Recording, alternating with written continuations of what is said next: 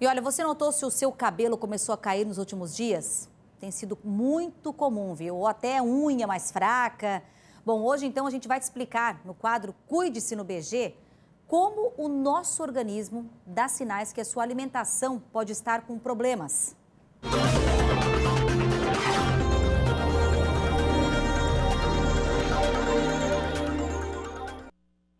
Pois é, e muito até por esse momento que a gente está passando, né? Pessoas com ansiedade, têm alterações na alimentação e por isso quem vai conversar ao vivo com a gente agora é a nutricionista, a Ana Paula Avelino. Primeiramente, boa tarde. Ana, eu vou começar já fazendo uma pergunta para você assim. No inverno agora, dá mais vontade de comer aqueles alimentos mais calóricos, né? E até com mais açúcar. Essa combinação pode resultar em problemas de saúde, diabetes, obesidade, enfim, né? Como manter aquela dieta em boa, balanceada? Tem dica aí, por exemplo, para um prato de almoço saudável? Boa tarde, Sabrina. Claro, com esse tempo da pandemia, a ansiedade tomou conta e modificou ainda mais o padrão alimentar, gerando o excesso, como você falou, de açúcar, gorduras. Então, a dica para modificar isso é porque as saladas frias, geralmente a pessoa tende a abandonar no inverno. Então, eu começar a utilizar legumes e verduras em preparações quentes. Por exemplo, fazer um omelete, você incluir uma cenoura ou um espinafre, você fazer legumes variados, assados ou até mesmo cozidos no vapor, mas não deixando de lado. Mesmo as folhas, você pode estar introduzindo na sua alimentação em recheios ou em outros pratos, sem precisar necessariamente ser uma salada fria. A queda de cabelo, unha fraca, né? Como eu falei há pouco, elas sim estão associadas à falta de nutrientes e dá para repor? Sim, sim. É igual você mesmo falou, há essa modificação por gorduras e carboidratos, e eles são pobres em nutrientes. Então, quando você tem essa queda de cabelo, essa unha fraca, você está com falta da proteína queratina, falta de vitamina A, de zinco, e tudo isso, se você consumir, por exemplo, acrescentar no seu dia a dia 3 frutas e 2 tipos de vegetais na alimentação, bem colorido, você vai estar acrescentando nutrientes que vai estar fortalecendo.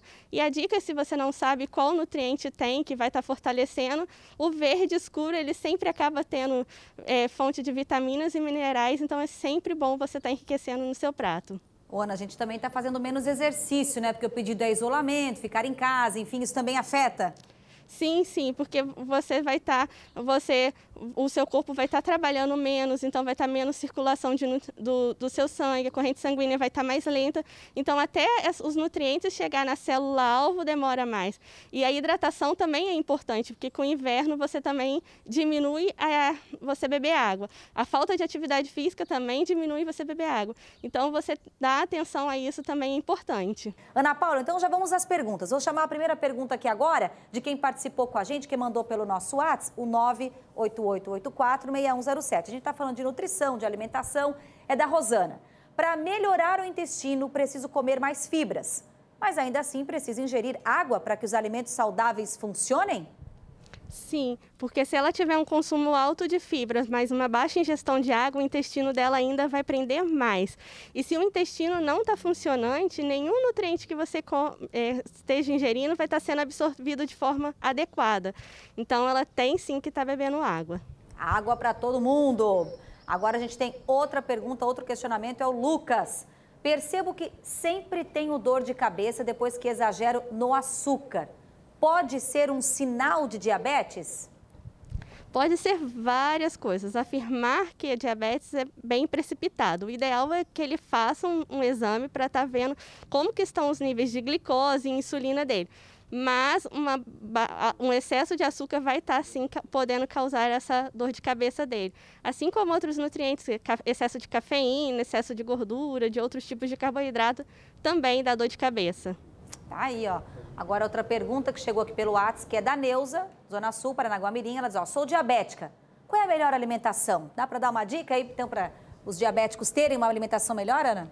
Assim como para qualquer pessoa, os diabéticos têm que consumir muitas frutas, variar bastante o cardápio, evitar a ingestão de carboidratos simples, como pães, massas brancas, arroz, substituir por integrais, controlar o volume de comida, fazer refeições de pequeno volume mais constante, não fazer aqueles pratos imensos e ficar horas sem comer, que muitas pessoas fazem isso.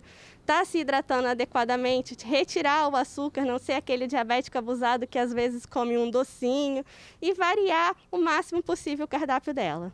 Dá para dizer que é um cardápio também a todos nós, né, Ana? Para ser alimentação. Com certeza. Tá aí, mais uma pergunta agora para quem está acompanhando. A gente vai agora então, quero fazer uma pergunta para você, Ana, aproveitar esse momento aqui também. O quanto a ansiedade mexe, né? Porque tem pessoas que falam, olha, eu sou ansiosa, eu não consigo comer nada. Eu sou ansiosa, eu como muito doce. O quanto esse fator ansiedade pode ser prejudicial? Sim, o nosso comer, ele é emocional, né? A gente se premia muito com comida e a gente tem que aprender a desassociar isso e é bem difícil. E esse premiar de comida é igual aquela que você falou lá no início. A gente come muito o quê? Gorduras e açúcar.